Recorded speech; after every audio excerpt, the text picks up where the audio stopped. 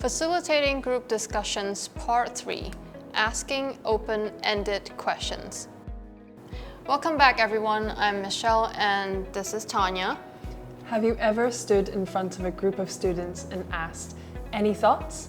and got nothing but blank stares and awkward silence? Yep, been there, done that. You're not alone. That moment can make you question everything.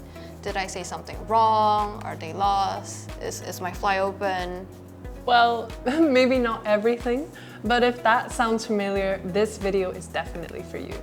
Today, we're unwrapping one of the most powerful tools in your TA toolkit, asking open-ended questions.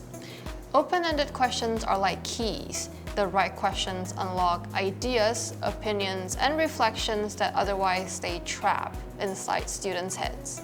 But here's the catch. Not all open-ended questions are created equal. What do you think might technically be open-ended, but it can make students freeze? It's kind of like asking, "Tell me everything about yourself." On a first date, it's possible to answer, but incredibly intimidating. Exactly. So today, we're going to help you craft better open-ended questions.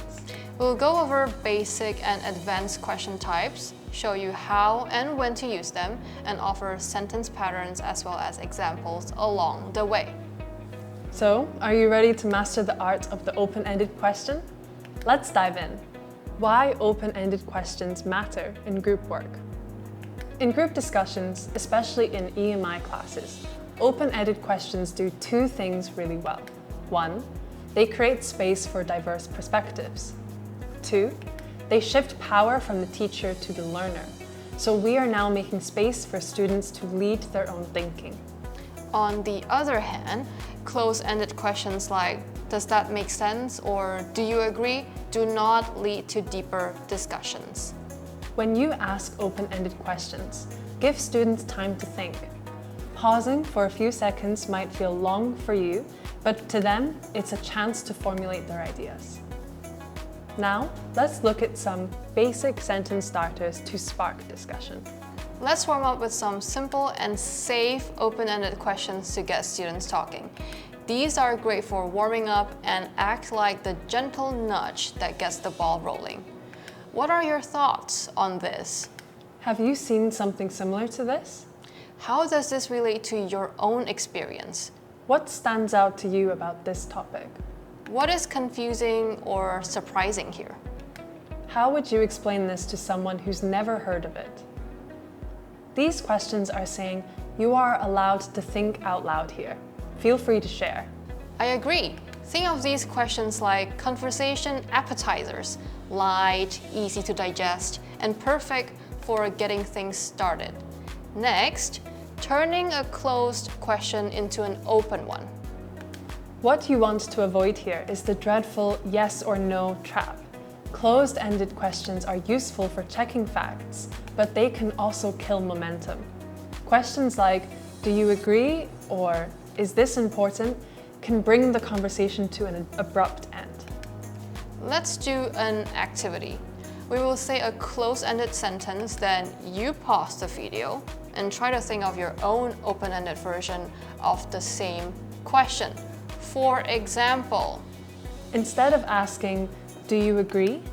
ask, "Why might someone agree or disagree with this?" Ready? Let's go. Closed-ended question 1. Is this important? Close-ended improvement. What makes this important or unimportant in your view? Closed-ended question 2. Do you think social media is good for communication? Open-ended improvement. In what ways might social media help or hurt communication today? Closed-ended question 3. Is AI useful for students? Open-ended improvement. How do you think AI is changing the way students learn? So, how did you do? More like, what can you write in the comment sections of this video? I'm glad you've got the hang of it, Michelle. Now, when to use open-ended questions. So when should you ask open-ended questions? That itself is a great question. Open-ended questions are great for icebreakers and when students have enough information to explore ideas. You can also ask them when the topic allows for multiple interpretations, or when you're moving from surface-level thinking to a deeper conversation. You should definitely avoid them when students are very confused and need basic guidance for clarity, or when there's only one right answer to the question. In short, use open-ended questions when you want students to talk more and dive deeper.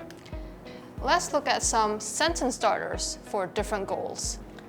Let's expand your open-ended question library, shall we? Here are some sentence starters when you want to further explore ideas. What might be some possible interpretations? Why do you think this issue matters? How would you approach this situation? And here are some useful phrases when you want to connect what they've learned with their prior knowledge. How does this connect to what we've learned earlier? What are the similarities and differences here? What would change if we look at this from a different perspective? Maybe you are trying to get students to self-reflect. Then you could ask, how would you feel if you were in this situation? Have you seen something like this in real life? What would you do differently if you were in charge? In all these cases, you're not just asking questions. You're giving students different doors to walk through. The more doors there are, the more chances for discovery. Role play. Let's try a quick role play. I'll be the student. And I'll be the TA. The professor has asked each small group to discuss the impacts of climate change and how countries from around the world have set off to tackle the challenge. So, TA Michelle, we're just supposed to talk about climate change? Sort of, but more specifically, think about how different countries deal with it. What are some strategies you've heard or learned about? Maybe something like solar panels or recycling programs? Good. What make those strategies effective or not? See what Michelle did there? One question opened the door and the next one invited a deeper walk inside. Soon, those students will be exploring Narnia. I think they are too young to know what that means. Next topic, encouraging students to ask each other. One of the best ways to take group discussions to the next level is to help students ask each other questions. You can model this with questions like, does anyone want to ask the group something? What would you like to hear more about from your teammate? What did your teammate say that confused you?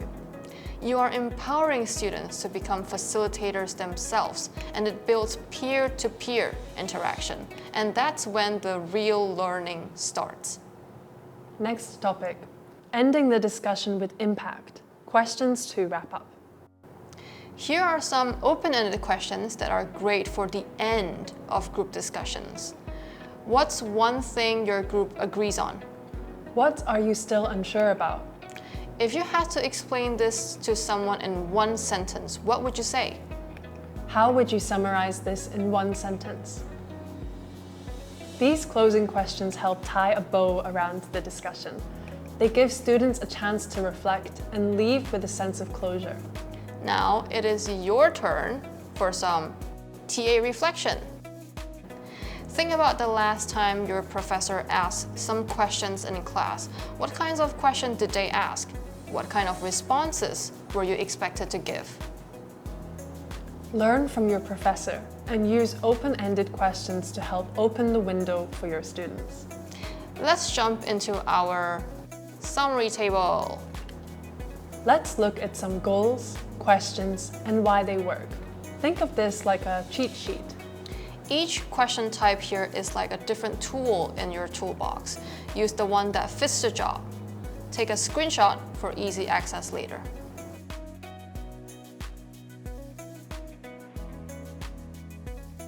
These questions can guide you through every stage of a group discussion, from ice-breaking to wrapping things up with insight. Over time, you'll develop your own favorites. The more you use them, the more natural it becomes. Like a well-trained chef, you learn which flavors to add and when. So now let's do our recap and takeaways. All right. So today we've talked about how open-ended questions can transform silence into substance. And we've explored beginner and advanced sentence patterns, learned to avoid the yes-no trap, and empowered students to engage with each other. In our next video, we'll explore how to summarize and synthesize student group discussions and turn all those ideas into shared insights and something meaningful. Until then, keep your questions open, your mind curious, and your group discussions buzzing. See you in the next video.